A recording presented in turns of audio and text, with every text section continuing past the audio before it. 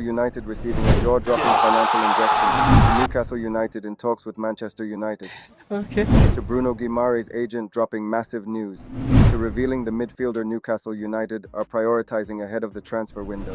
Join us as we break it all down. Let's go. Starting off, according to a company's house update, Newcastle United's owners have invested an additional £37 million into the club following the sale of a single share.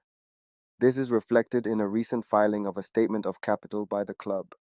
It's worth noting that similar filings have been made in the past, with amounts ranging from £37 million to as much as £70.4 million, occurring in November 2021, January 2022, October 2022, February 2023, and August 2023.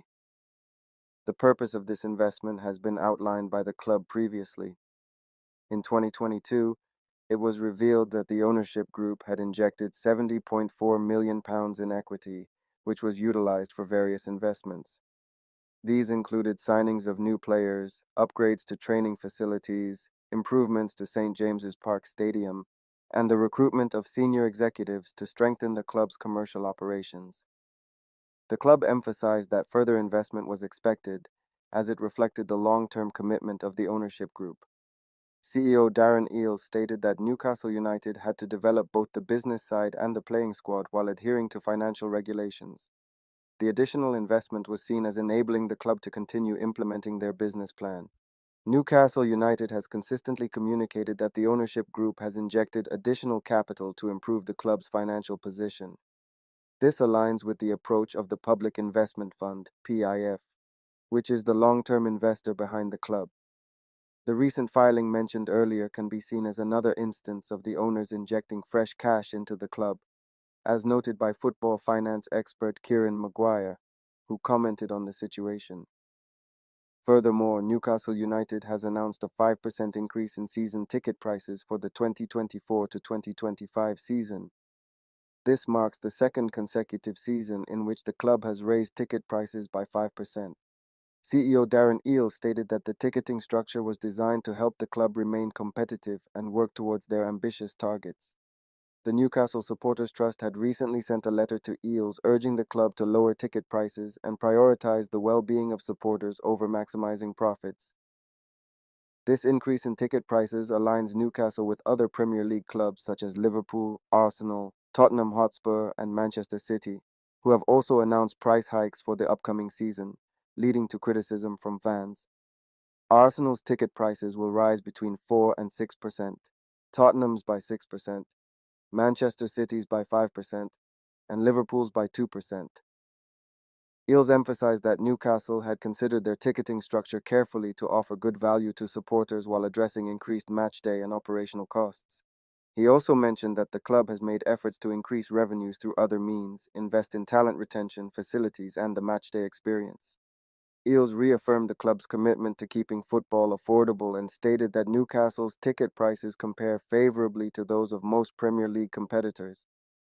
For next season, we have carefully considered our ticketing structure so that we continue to offer excellent value, while remaining competitive on and off the pitch and able to build towards our ambitious targets.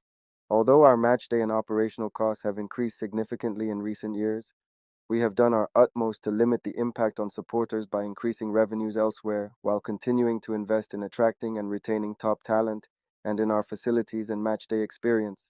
We are committed to keeping football affordable, and our ticket prices benchmark favorably compared to the vast majority of our competitors at Premier League level, Eales said. It's important to note that Newcastle has maintained frozen prices for junior season tickets. However, the Newcastle Supporters Trust expressed disappointment with the 5% increase and stated that the group was not consulted regarding the price rise. They highlighted the cumulative impact of such increases, particularly in a region with relatively lower disposable incomes. The Newcastle Supporters Trust called on the Premier League and the incoming independent regulator to take action and implement regulations to prevent the exploitation of fan loyalty, citing the current Premier League Profit and Sustainability Rules (PSR). Newcastle had previously introduced fixed-term price freezes on season tickets in the 2010 to 2011 season, with 20,000 supporters opting for a 10-year price freeze deal. Then, according to Sky Sports News and The Times, Sir Jim Ratcliffe has engaged in discussions with Amanda Staveley, in an effort to reach an agreement that would bring Dan Ashworth to Old Trafford. Ashworth, currently on gardening leave from his position as sporting director at Newcastle, has expressed his desire to leave the club. Redcliff is eager to bring about changes at Manchester United, both on and off the pitch. A summer spending spree is anticipated, with the intention of making marquee signings at both ends of the field to elevate the team's standards and introduce fresh quality to the squad. Significant off-pitch changes have already taken place under Ratcliffe's ownership, including the departures of Richard Arnold and John Murtough as part of structural adjustments.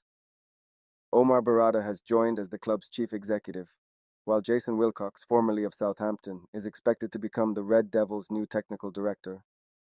Ashworth quickly emerged as a top target for Ratcliffe after he acquired a stake in Newcastle and was assigned responsibility for overseeing football operations. Negotiations between Manchester United and Newcastle have been ongoing since February, focusing on a compensation fee for Ashworth's departure from St James's Park. Ratcliffe's recent meeting with Newcastle's Staveley, as reported by The Times, suggests that he has taken a more proactive role in accelerating discussions between the clubs. Despite the negotiations continuing, Newcastle is reportedly seeking a compensation package worth around £15 million. But tell me, if talks were to break down between the two clubs, would you still want Dan Ashworth at Newcastle United?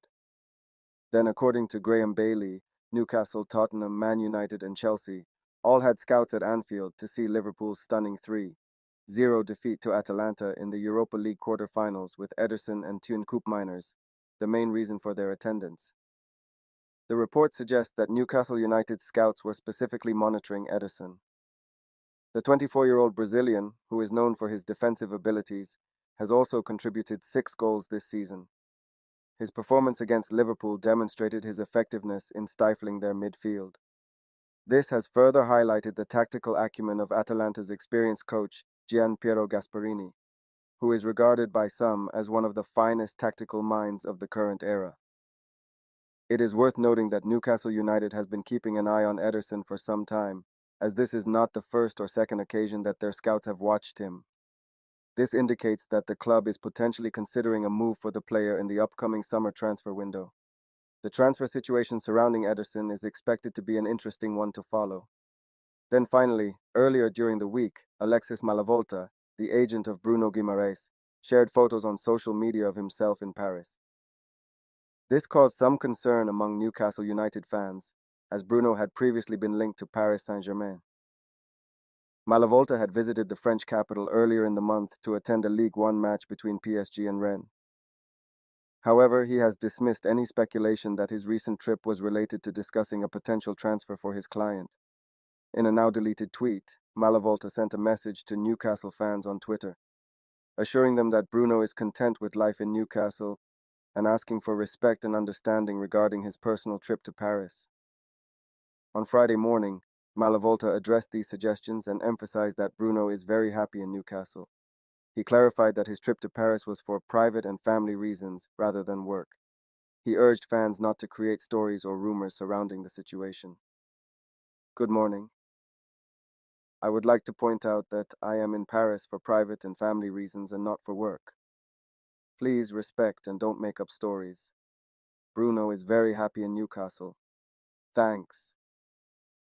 This message from Bruno's agent serves to alleviate any concerns expressed on social media and reaffirms that the Brazilian midfielder is enjoying his time on Tyneside.